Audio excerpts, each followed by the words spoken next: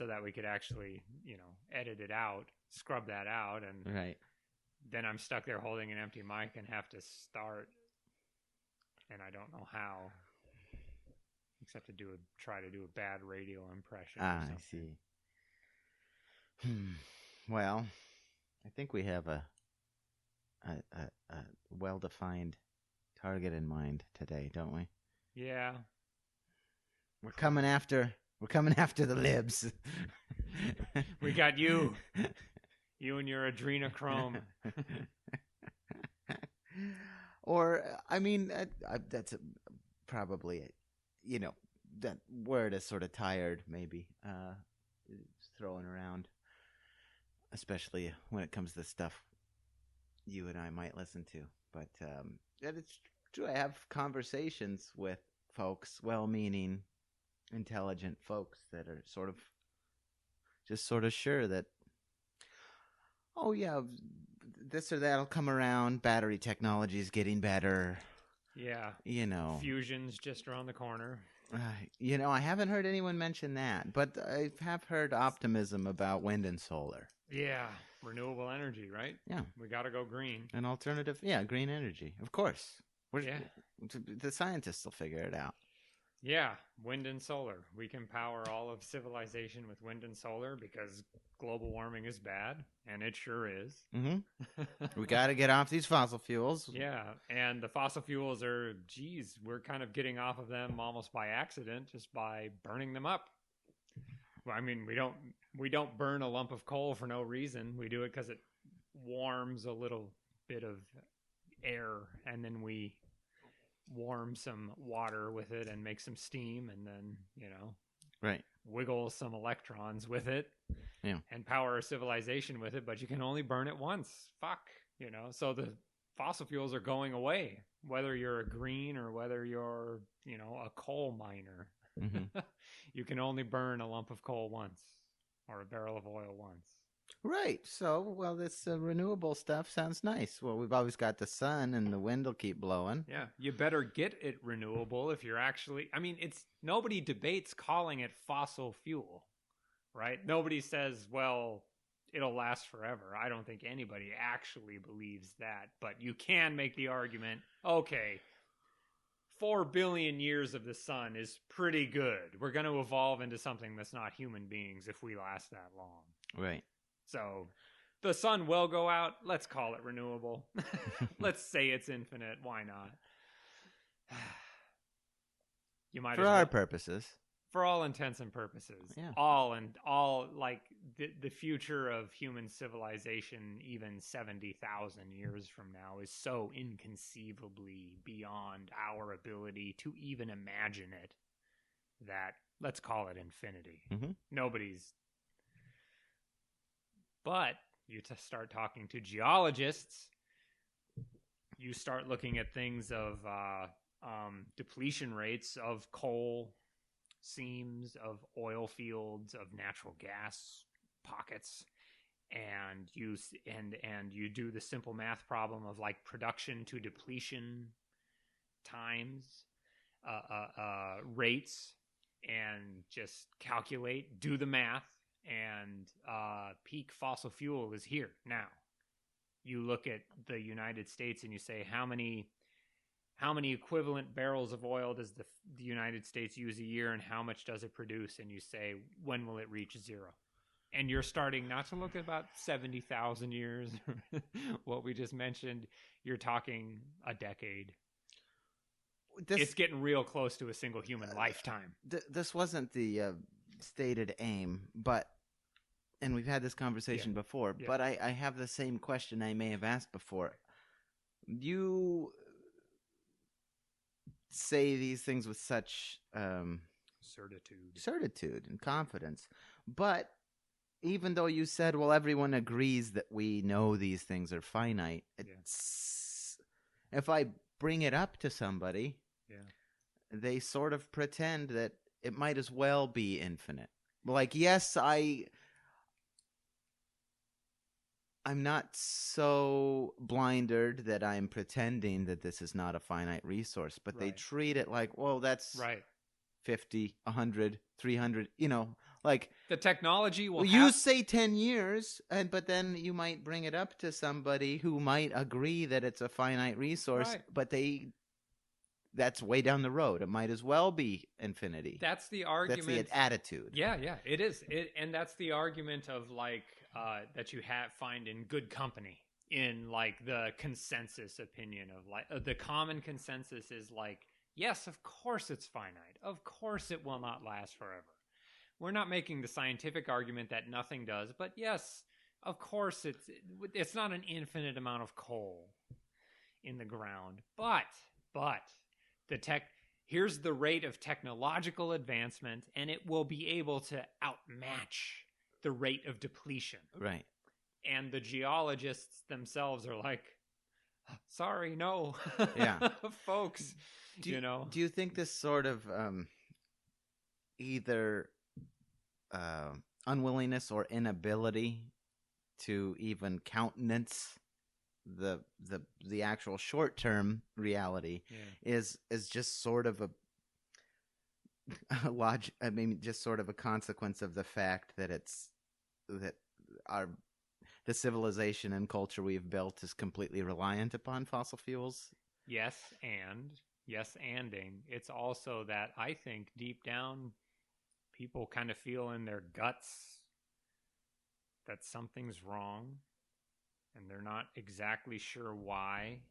And I think they're also starting to realize, wait a minute, the thing that's wrong is so very wrong that I am going to have to change my material lifestyle, maybe in a very dramatic way, even to mitigate it. Not outlast it, not jump over this problem, but like even to reach a level that's not Dark Age style truck stop running type of crash. If I wanted to even avoid like the truck stop running, I would have to accept now a drastic decrease in my material standard of living to eke out the next 20 years. Right. It's the same problem people have when they're trying to say, not that people try to do this all that often because it's a losing venture, but if you're trying to there have been studies or whatever, when you give people evidence that is contrary to their worldview, it doesn't shake their worldview. It makes them dig in deeper because the implications of the of the destruction of a worldview are too great. You can't just stop. Geology says the Earth is this old. Okay. So I can't be. I'm a pious, zealous, comfortable, believing this or that. Yep. I can't take that in because my identity is too folded into being a this or that. Yeah. Whether it be of course, American my soul or is going to live forever. And my soul is going to live literally forever. What? Infinity? Because I eat the bread and drink the blood every Sunday, this arbitrary day of the week that means nothing. Oh, of course I'm going to live forever. I'm not a mayfly. I'm not a gust of wind. I'm not a wave on the ocean. I'm not a ripple in a pond. Okay. Civilization powered by fossil fuels. People understand this deep down. Like, you want to go from A to B. We went on a beer run. It took 10 minutes. The beer got there by truck as well. That will be over within, maybe I'm wrong. I'm going to hedge my bets within 20 years. Sorry. Nope. I feel silly about buying a chainsaw. No, I mean, a chainsaw is kind of, boy. It's one of the interesting features of this part of the world, Cascadia kind of thing. Liquid fuels will be brought by draft animal to the place where the job that needs to be done by the liquid fuel. The liquid fuel won't be used for transport. It'll be used to accomplish the task, to power the machine. It'll be brought by horse. Right. Swear. Yeah. So, you know what it's like? It's like the German army in midsummer 1918. Everybody knows they're going to lose. Everybody knows deep down. The Americans have joined. The war, the U-boats in the Atlantic, that's over, all that. They know it's over. The spring offensives have failed, where they took all their troops from east, that they defeated Russia. Russia's going through its revolution. All these new troops come over. They do the spring offensives. Those fail catastrophically. Doesn't work. Everybody knows it's going to fail, but you can't admit it. You know, they had to wait all the way into fucking 11th of November, all that shit. So you have to sit there and pretend. And that's what's happening right now. This time, don't say the date. It doesn't really matter whether it was 2 years ago or 3 years from now. Everybody knows the fossil fuels are going away, especially the geologists. So we better start talking about wind and solar. Yes. Huh. Nothing to worry about. Wait, yeah, the wind's always blowing. I'll go on a beer run with my electric car. Your wind-powered car. Exactly. Fuck. And this is where it's so devastating because their heart's in the right place. Yeah, civilization is good. And yeah, it has a lot of metabolic requirements, but at least I don't have to go and slaughter a family of woolly mammoths to feed my children over the long winter. At least I don't have to cut down a forest to keep my hut warm over the winter. If you have a lot of civilization, it means all the animals and plants can go off and do their own thing, right? That sounds nice. It wouldn't it? I don't have to go and kill the leopard. That's not my experience with civilization, but right. Maybe this is the other, the other half of it. Like if I have more, shouldn't I do more? No, you shouldn't. But like, if I don't have to herd goats and sheep to eke out just a basic level of survival, then I don't have to go and kill the leopard who's eating my goats and sheep. So now the leopard can live, the ecosystems can live, the more civilized I am. So yeah, Wow, a case for civilization. Right. Coming from, so we should power things. Look at how abundant. Yeah, that's sorry. Like, Antifa, that's child's play. I'm anti-civilization. Yeah. And there are a precious few groups of human beings in a few wild parts of the world left that can live like that as a functioning part of an ecosystem. We should do everything we can to sustain their way of life, essentially leave them alone, which we won't, and try to learn what we can from them so that maybe 600,000 years from now we could fuck, like the scale of the problem, defies the ability for humans to make plans. But Bushmen don't need to be taught how to live sustainably. Last time I checked, they're doing fine. They know not to overhunt. It's not like Western conservationists and biologists need to go to them and tell them, hey, you shouldn't kill too many elands. That's a type of antelope. Oh yeah, I know. Just kidding. I was gonna ask. Yeah, right. Roebucks or Reeboks.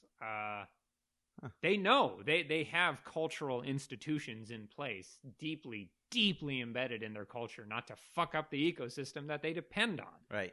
They don't need a biologist and modern scientist to tell them that. And the modern biologists and scientists should maybe look inward. Hey, don't overhunt. Hey, don't overburn your fossil fuels. Who are you fucking kidding?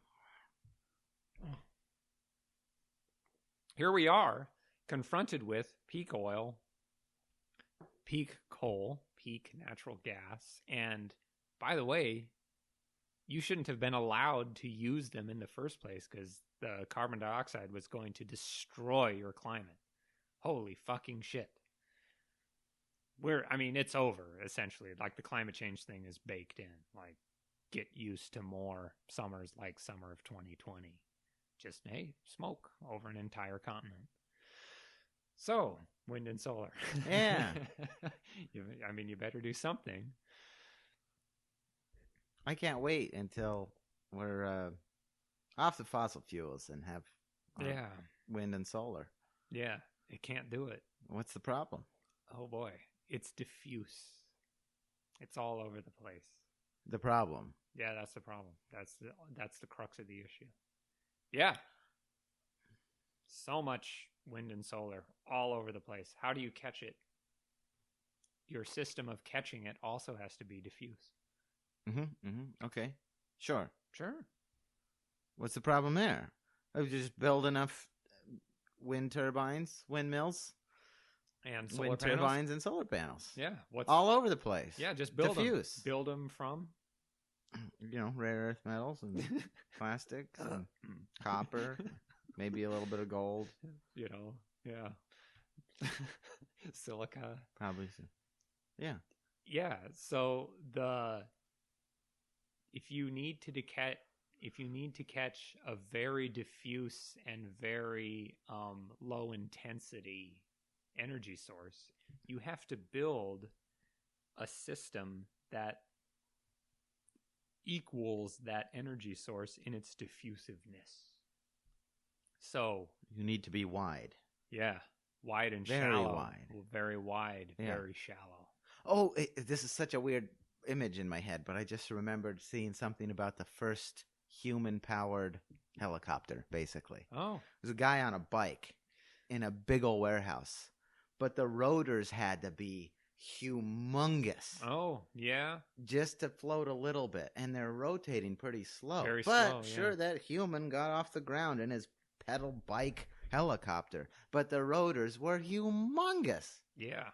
Where'd the energy come to make those rotors? Right. Well, okay, so if that's okay, so you say where do the wind farms come from? Where do the wind turbines come from? Where do the solar panels come from? Right. Well, couldn't I say, well, we're going to be using some fossil fuels anyway, yes. And okay, maybe peak fossil fuel is now or in 10 years, but there's, that's not zero. Right. We've got plenty of fossil fuels to burn. Correct. We just throw some of that into a concerted manufacturing exactly. effort Divert of turbines and solar panels. Yeah, you're at the end of the fossil fuel age, so divert the last of it into a whole bunch of solar panels and a whole bunch of wind farms. Do that, and then you're set. And then we're good. Because the wind is going to keep blowing. Yeah. The sun is going to keep shining. Sure will. So there you go. You've made the leap, right? I think that's the idea. That's the idea, isn't it? Yeah. That's what I understand it to be. Yeah. Hey, cool, we burned, okay, fuck, maybe it was a mistake.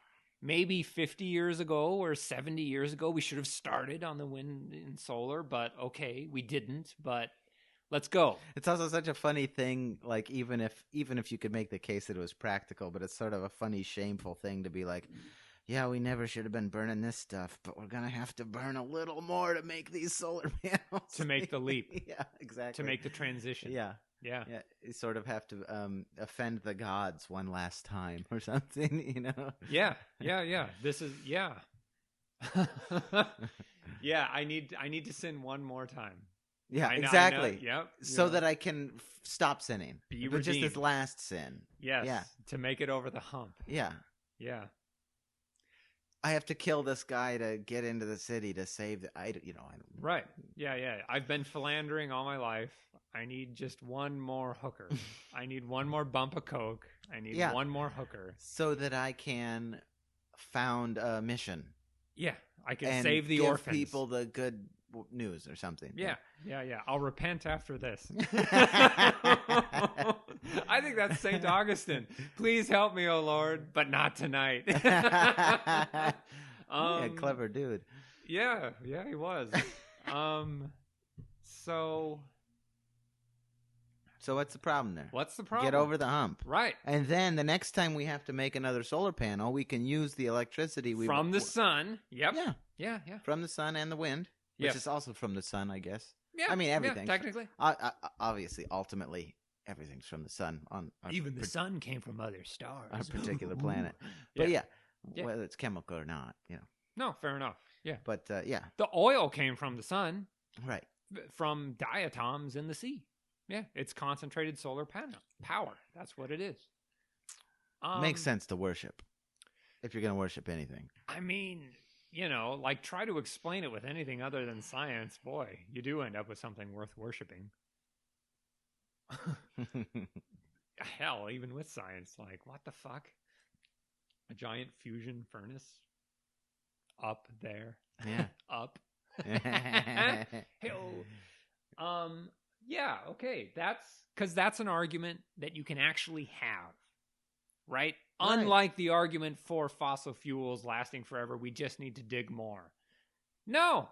Like, don't tell me you just need to dig more, because you yourself admit that there will be an end of the coal seam. You will reach the bottom of the oil well. Don't tell me, because you're just buying more time. Right. Tell me you're buying more time for what? Yeah, even that person can say, it's not a problem, we just need to dig more, and eventually we'll transition. Yes, they still, they're tacitly... They can say that. Yes, they can say that. They can make that argument if they're going to say, we're going to use a certain percentage of these fossil fuels to transition. But don't fucking tell me it's gonna last forever on a finite planet. Does the Earth weigh infinity? Well, no. Okay, so don't tell me that the oil's gonna last forever. That's just fucking so specious. That's so mendacious. It's just worthless. Like, oh, I understand you don't want to change in your lifetime, but don't tell me your grandchildren don't matter. Or make the case. Say they don't matter. Sorry, this is a non sequitur, but it's a funny turn of phrase. Does the Earth weigh infinity? Because weight's a measure of gravity and not a measure of mass. So it just made me think, what does the Earth weigh? Because weight is how much the Earth's... I weigh what I weigh because the Earth's gravity pulls at me. Fair enough. Yeah. The Earth weighs 1. Yeah, exactly. I don't know. I'm sure someone has an answer. It has a measurable mass, but I don't know about the weight, because that's a measure of... What, 9.8 newtons per anyway. something. Anyway, go on. Meter squared. Sorry. No, right. Like, what's the size of the universe relative to... right. Yeah, fair enough. So, now that the argument is about, okay, we do need a source of energy that lasts for all intents and purposes ad infinitum to support the metabolic requirements of civilization, which we've talked about in terms of agriculture. Why is Egypt able to do what it does? Because it has all this excess energy. It has this metabolism and it has this energy source, and these are the consequences of that calculus. Yeah. Straight up, the real reason why Egypt was so much more organized than many of its neighbors is because it was able to harness more solar energy. Because it was it existed because of nature as this insane, way to grow grain in the middle of a desert. So, you understand now that you have to have certain energy requirements for civilization, and that fossil fuels by definition can't last forever. Therefore, find something else. Right. Now the onus is on me. Why not wind and solar? Yeah. It's because it is diffuse, and it is because it is intermittent. Solar, obviously, day and night. Okay. The sun doesn't shine at night. It goes out and then reignites. Can't we store energy in batteries? No. Or No. I'm just... That's not a... A better battery is always 10 years away. It has to do too many things at once. It has to store a lot and discharge a lot. It has to be efficient, but also be able to be quick. And a hell of a lot of physicists have been pursuing the holy grail of the ideal battery for an extremely long period of time. And what's the battery in your car? It's lead acid, which is like 150-year-old design. You're storing it chemically. You're storing it in chemical bonds. Well, couldn't someone say, well, every once in a while there is a transformative development in technology or scientific understanding? Absolutely there is. Yes. Although it's sort of a silly thing to sit around banking on. Especially when the metabolic requirements of your civilization are always turning over. That's like saying, well, I understand that the oxygen is going to run out of this tank of mine, but I'm sure I'll be able to figure some other way to store oxygen more efficiently, even though I only have 5 breaths left. Right. Okay? You better do something real fucking quick with those 5 breaths. Or I'm sure I'll find another tank or a bubble or a canoe, an overturned canoe. Or Yes. I don't know. I could show you the passage in when the trucks stop running, sitting over there next to my cucumbers. Storing electricity, just electricity, not the diesel to keep the trucks running, just the electricity to keep the grid going.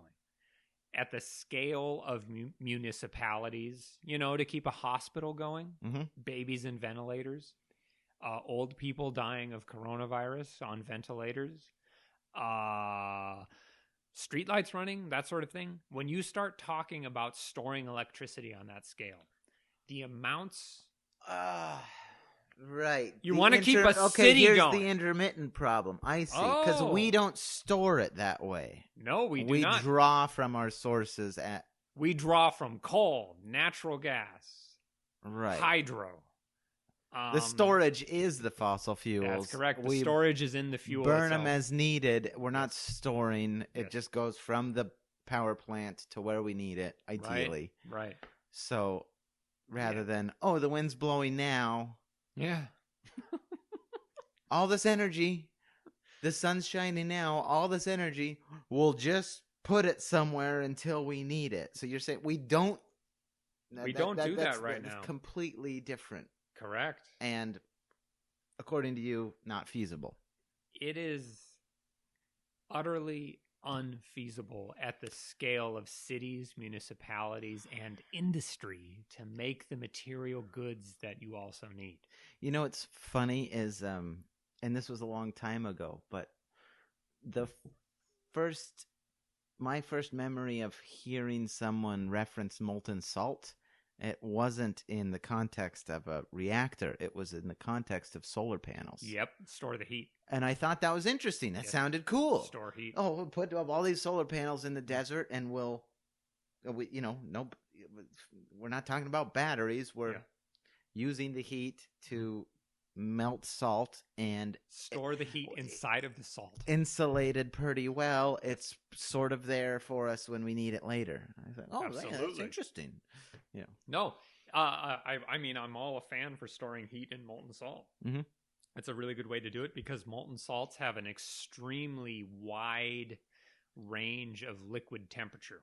You melt it at 700 degrees Celsius, but it will just stay a liquid salt before boiling until like 1,000 degrees Celsius or more, or 2,000 degrees Celsius. They're fabulous for storing heat. Gotcha. And then you use the heat, you pull the heat off and you make steam and you turn a turbine. Turn a turbine, wiggle a magnet, heat your burritos in the microwave. Right. Or keep a baby alive in a hospital at night when the sun isn't shining and the wind isn't blowing. The other thing about wind and solar is, unfortunately, there's not an excess of solar or wind power right next to the city of Los Angeles or Chicago, even though it's the Windy City. Exactly where you need it when you need it. Mm-hmm. So the human civilization needs electricity at extremely specific times. Not at 3 a.m. so much, but boy, at 5 to 6 a.m, a hell of a lot of electricity. People are taking hot showers, making toast, heating their oatmeal, boiling their water to make the coffee, and all of a sudden the demand upon the electric grid shoots up 70%. Well, wouldn't it be nice if the wind cooperated? Or the sun cooperated? So, at the moment, how do we do that? Do we shovel more coal into the burner? Literally. Okay. Yeah. We pump more natural gas. Natural gas stations are really good at following loads. It's called load following. Right. So you got all this, you have a natural gas pipeline and it's pumping away. And so you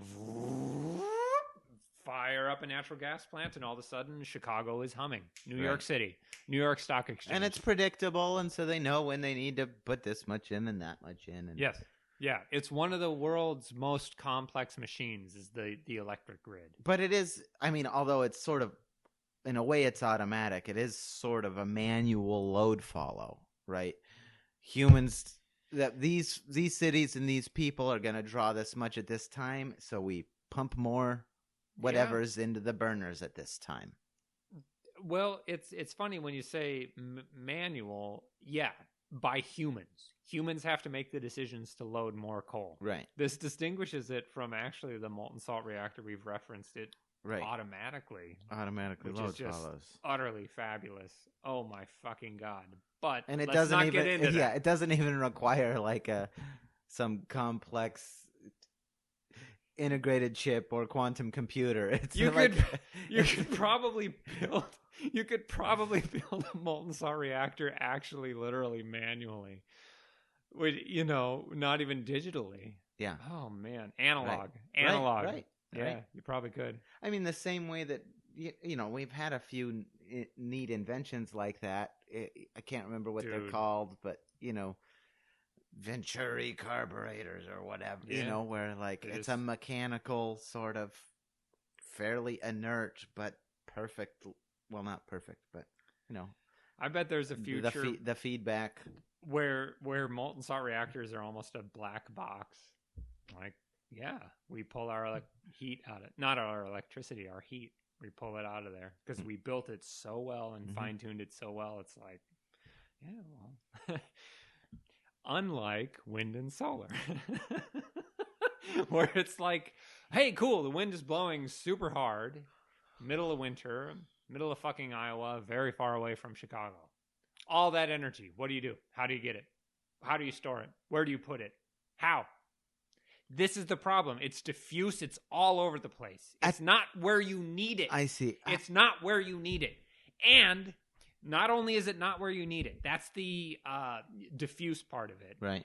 the intermittency, but you can't store it except to build the systems that can store it, which are not nearly as advanced as people actually think they are. Right. They honestly, it's tragic. It's tragic. Like I'm holding a little induction powered flashlight the right now. old cranker. Yeah, the old cranker. I've had it a long time. It's held, but it stores its power in what are these called?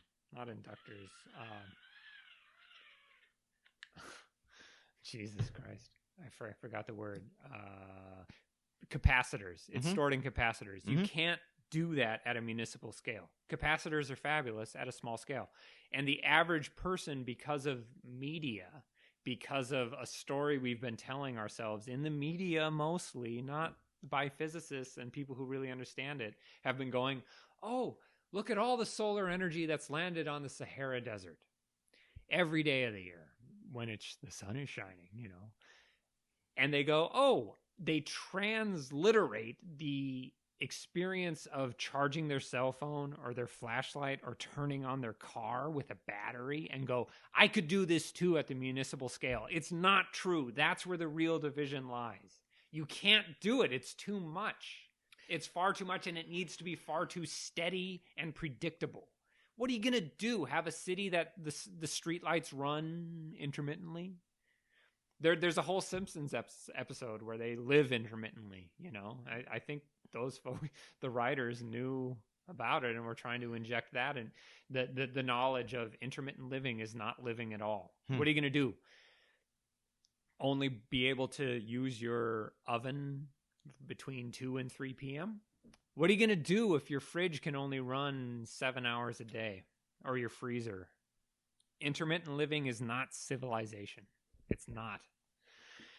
And unfortunately, in the Western world especially, people have been given this narrative that is utterly false of like, yeah, wind and solar, intermittent and dispersed sources of power, which can substitute for coal and natural gas and oil. With just a little bit of effort, policy.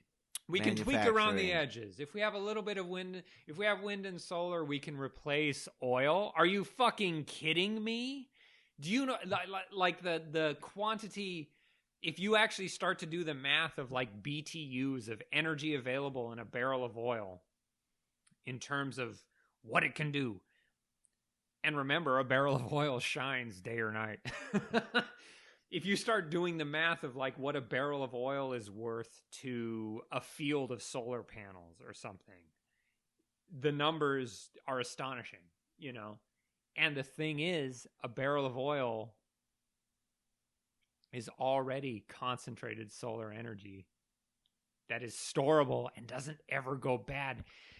You pull a barrel of oil. Yeah, it's like we can we can we can substitute this kilo of cocaine for a kilo of coca leaves. Yes, that's the way to think about it. Or think of distilling. Yeah. You know, like this liter of pure ethanol is equal to how many tens of gallons of mash or corn, let alone corn in the field, grain, or potato in the ground. Right. Nature has already done the work of concentrating and turning it into a storable resource. And it took a while. It took millions of years. Took a lot of heat and pressure. The youngest oil we pull out of the ground is like 5 million years old. And we just think we could take the... It's incredible. You fill up your fucking car with gasoline. Literally, the chemical that you're putting into your car is literally millions of years old. That chemical bond was forged millions of years ago. You are burning an precious artifact. And it took how many millions of years did it take for that stuff to become that chemical bond? I mean, maybe not millions. And then we think... And heat from the Earth's core, and pressure from geologic kilometers, miles of stone, crushing it and cooking it.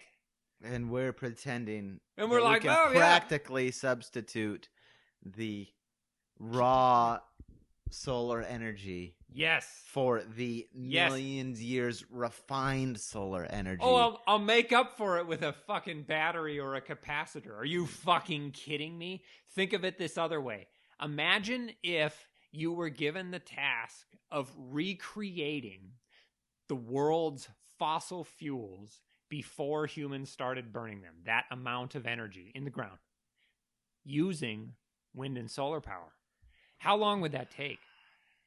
If you needed solar panels to make electricity and power a factory that took carbon dioxide out of the atmosphere and turned it into lipids and then cooked it into light sweet crude, how long would that take? It's, dude, and we're fucking one of the world's largest machines that you can see from outer space is in North America. You can see it at night especially well. And it is really good at doing one thing. It's really, really good at oxidizing the purified, rarefied, light sweet crude that exists at the upper layers of the Earth's crust. You know what it's called? A refinery? The U.S. highway system. Oh. We burn it the fuck up. We're just burning it the fuck up. Oh, oxidizing. Oxidizing, yeah, sorry. You're so I know. clever. I know. You're so clever. I'm sorry. That's all right. I did it on purpose. I fell into your trap. Right. And I was even making hand gestures. Oh, yeah, I should have got the We're just picture. burning... I should have got the picture when you were rolling the Hot Wheel cars along the lines on the desk. Yeah, right. Yeah. Here we are, and we're like, well, I really want to make a road trip because I'm a teenage boy, and that's a thing that Americans do. It's a sacred part of our culture. Oh, sorry. No, you don't get to do that anymore. Wind and solar will not make the difference because you're reverse engineering. You're trying to reverse engineer fossil fuels. Right. So and here's the other thing. So not only is it intermittent, because it's intermittent, let's say you have a perfect square of land area where the wind blows intermittently at a certain quantity X. Yeah. Right? So area X, quantity X. You have to actually overbuild the windmill or the solar panel system in order to make up the difference. Because the sun isn't always shining with the same intensity. Right. Or the wind isn't always blowing in the exact same way, in the exact way you need it, unlike coal or natural gas, which is always burning where you need, because you can transport coal and natural gas. You cannot transport sun. You cannot transport wind.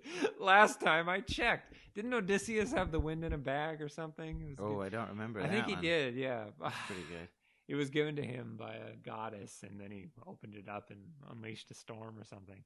But until we can do that and have our little bag of wind exactly at the windmill when we need it and go, oh, hey, Chicago's waking up. I mean, we know it's the wind. You have to actually overbuild the system by like a third or more of like, okay, if everything was running perfectly, we needed quantity X. But it doesn't ever run perfectly. Right. There's cloudy days. Yeah. So we have to make up for it by building solar panels over here and over there, these other places. And it's a significant amount. And those solar panels have to come from somewhere. And the other thing is, because you overbuilt it, a lot of your windmills and a lot of your solar panels will not be running most of the time during a good day.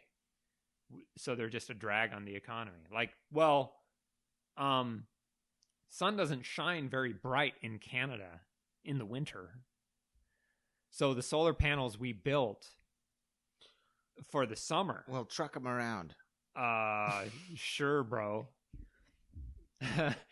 And here's the other thing. They have a finite lifetime. They don't last forever. And so the estimate, there's a current, if you kept the hydroelectric, because rivers are very dependable, they tend to always flow downhill. Last time I checked, if you kept all the hydroelectric, but converted everything else into wind and solar, just for the electric grid, it would cost something like $15 trillion, which is chump change these days in the days of coronavirus and printing money. Printing money to chase Wall Street, not to make a wind and solar powered civilization, by the way. If you did that, you would have to replace 1.5, more or less, million square meters of solar panels a day, every day. At the rate of their natural failure, right? Yeah, forever. Yeah. To catch the sun's energy. You better have extra sun's energy. I would hope. And you better have somewhere to put those solar panels. 1 million square meters is not a small area. Right? Because it's diffuse and it's intermittent. That's why it sucks. Gotcha. Interesting. I didn't expect it to be so sort of practical. most problems are practical. I mean, obviously. At their root. But yeah. You didn't even really take much umbrage with the imagined transition, right? Burn a bunch of fossil fuels to manufacture a bunch of rare earth heavy. Yeah. That to me is fine. That to me can be done. Can be done. If we got around to it, which we're not yet. That's not what's happening. And 2 T's in intermittent. Yeah. I mean, making 4 T's, but anyway. Yeah, that to me is perfectly fine, because in the scale of human evolution and whatnot, you would look at that as a willing sacrifice. Right, and again, it's gonna, what's a few more barrels burnt, right? Exactly, especially if you were to use that wind and solar grid to scrub CO2 out of the atmosphere. Hey, the sun isn't shining. The sun is shining, very bright in the middle of the Sahara. So we built a huge solar array to power a factory that scrubs carbon dioxide out of the atmosphere, not 24/7, 12/7. Right? Right. Right. Cool. That's fine. That would be totally, I would be so behind that. Number one, if wind and solar would work to power humans. And number two, if we were actually doing it. That's not what we're doing. Couple problems there. Wind and solar does not have the energy density to power the metabolic requirements of modern human civilization, right. let alone the future. You right. know, if we want to get to a nice future. The imagined infrastructure it would require to eats up the excess that you would use to power your civilization. I mean, that's that you would become a civilization of people who are just frantically running around, replacing solar panels and repairing wind turbines and going, fuck, there's no time to do anything else. Right. It's 1-to-1 ratio. We don't have time to go and save the giraffes. We don't have the excess energy to scrub CO2 out of the atmosphere. We're just running around maintaining this system to keep the city of Brussels or Lisbon at a bare modicum of existence.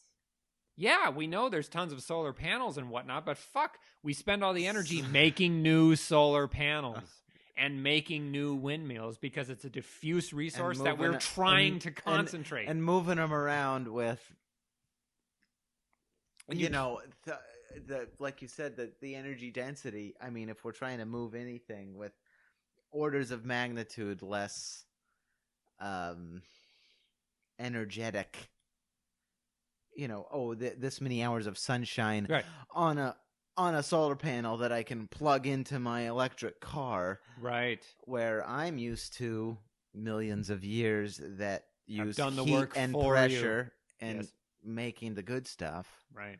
And then right. we're just pretending like we can replace the good stuff with the most ambient, dilute. Yes. Yeah. Although it's the origin, but the most dilute manifestation of the same energy source. Yes. Yeah. If you think about it, I mean, wind power is even more concentrated than solar power because solar power is what created the wind. Right. Exactly. You know? It's all. Yeah. Even the wind is an abstraction. Yeah. In a way. But, but the fact that the gust of wind exists there to turn the turbine. But yeah. Yeah. Yeah.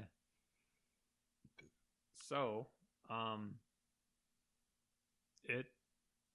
if you built that system of a wind and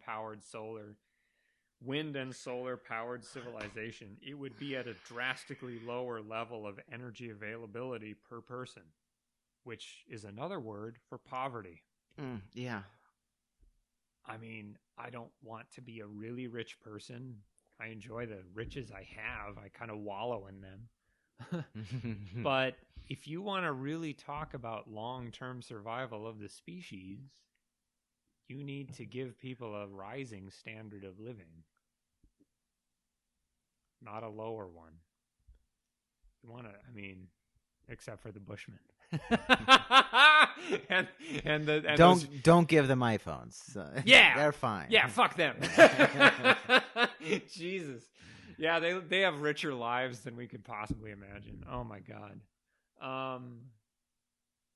But don't even talk about having the excess energy to try to undo the damage of colonialism, let alone try to end slums, end death and childbirth, end childhood diseases. Sorry, we're too busy frantically keeping our fucking solar grid going. It's too diffuse, and all the energy we use is to make new solar panels because we have to replace 1 million square meters of them a day just for the United States. It takes a hell of a lot of...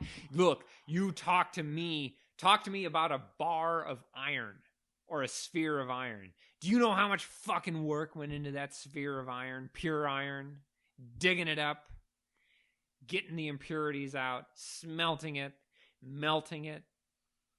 Are you think fucking... you can do that with your solar panels Yeah. and your wind turbines?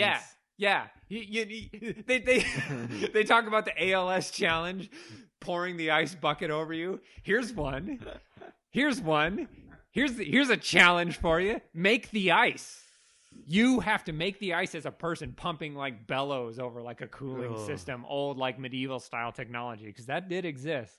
Or better yet, make the plastic that made the fucking bucket, or even better, make the aluminum or the iron of that handle. Are you by human labor? Fuck you. Don't talk to me about like rugged individualism. We are the product. Fossil fuels are the product of 5 million years of geologic process. We are the product of 50,000 years of human drudgery, toil, suffering. An aluminum can. You couldn't do it. You've watched those YouTube videos where it's like, oh, look at me. I made a machine that can split wood. Oh, God. If we tried to power modern civilization by plant material, living plant material, not fossil fuels, not the coal, they make the estimate like if we did it for 2 years where we converted all of primary photosynthesis, in like 2 years the Earth would look like Mars. For human civilization now, it's gone. It's gone. This is like burning the carbon in soil as well, peat, things like that. Right. We have painted ourselves into a corner that honestly, it's probably going to devour us. It's not going to work because the public narrative, the narrative of the Democratic Party, the German Green Party, all this is all about wind and solar, and the people who know about it are screaming their heads off like you can't fucking do it. You can either have wind and solar, or you can have things like smelting iron, but not both. So if you're going to burn nice the last, concise.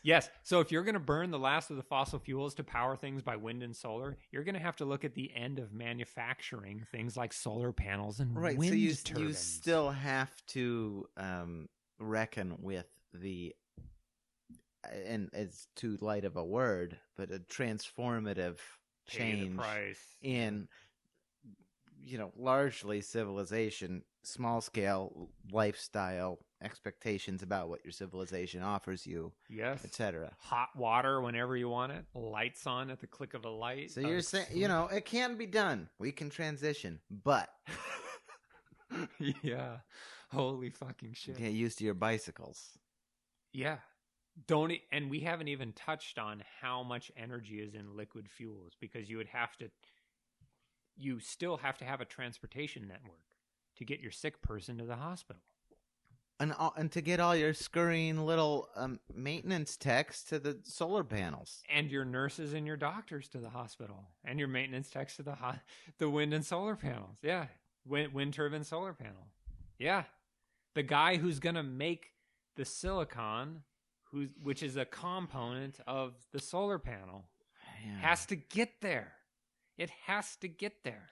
Maybe the wind and solar age will also be the return of the airship. Not a bad way to do it. How do you make it?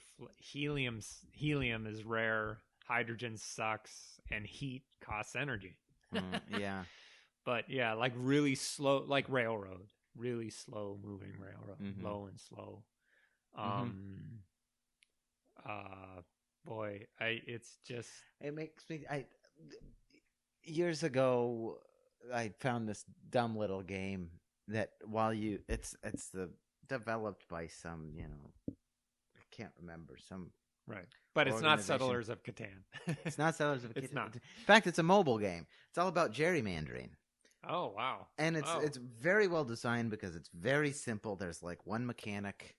You're drawing lines. You're dividing red or blue little figures. Oh boy! And you've got to beat the level every time, even when you're vastly outnumbered. But it can be done if you draw the lines right. Oh wow! It's a beautiful game in that it's very simple and makes its point very well, and it's fun to play.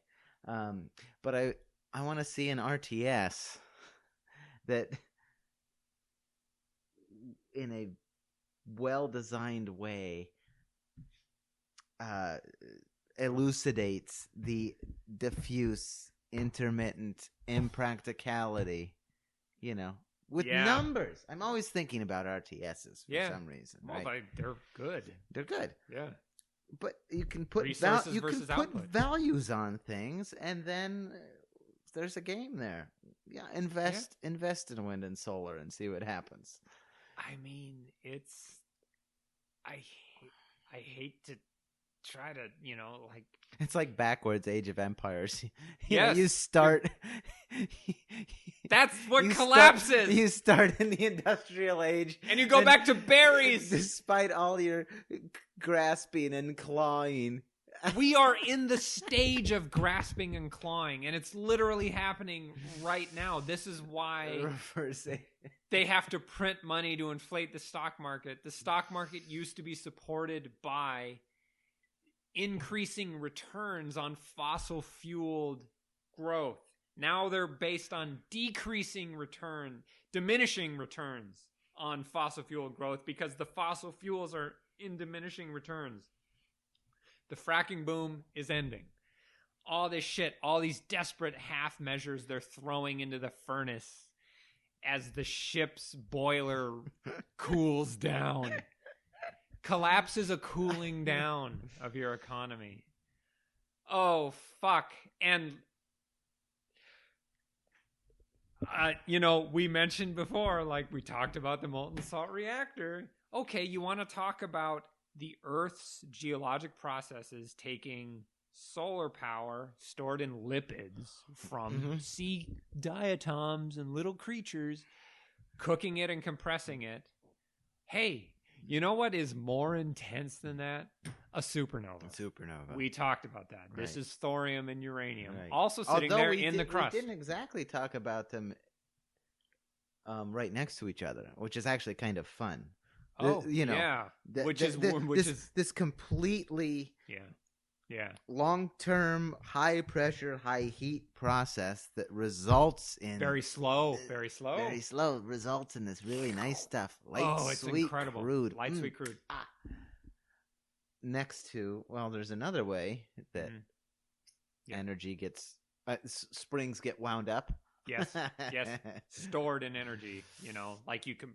You know what? You know what? I think a really good analogy. I'm glad you think of fossil fuels as caverns of compressed air, incredibly compressed. Okay. All right. Mm-hmm. So you drill a little hole, and all of a sudden, this incredibly compressed stream of compressed air comes out. It doesn't blow up all at once. No. It shoots out this tiny little hole because it's an enormous cavern.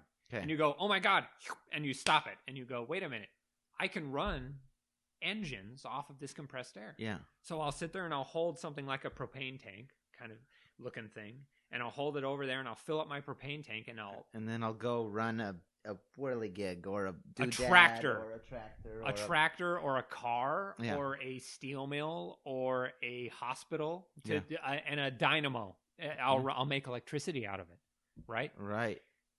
I can run a turbine and make electricity out of it. Right. Which is right. Mm-hmm. So when people look at a liquid fuel like light, sweet, crude, or gasoline, they can't see the compression behind it.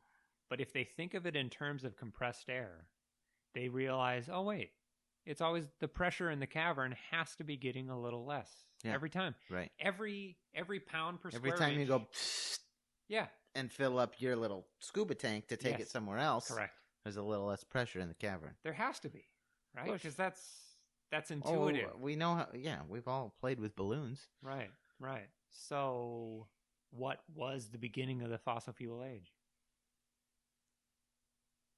When those caverns were at their maximum pressure. Of course, maximum. Yeah, the coal is right there at the surface. But I could find another. I could find another balloon, bro. Right. Sure, I could, but. As soon as I start to draw it off, there's a little less pressure there too. Every time.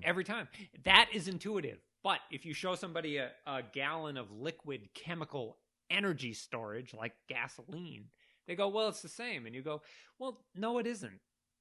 Because this is 30% ethanol from corn. And that corn took the pressure away. It skimmed off the top because I had to make the fertilizer and I had to run the tractor and I had to wait for the sun to grow it and all this other stuff. So yeah, the end product is the same. Diminish as soon as you poke the hole, diminishing returns. Yes. Yeah. And that is what we are facing. And it is a catastrophe that the human species has never faced before. And all this shit about politics and whatnot and what's going on in the financial system, everything is bound by peak fossil fuels. And wind and solar can't make the difference. I think we should save fusion for another time. Fusion sucks. You can have wind and solar or iron smelting, but not both. Not both. All right. Signing off. Diatoms. Fusion sucks. I have to pee.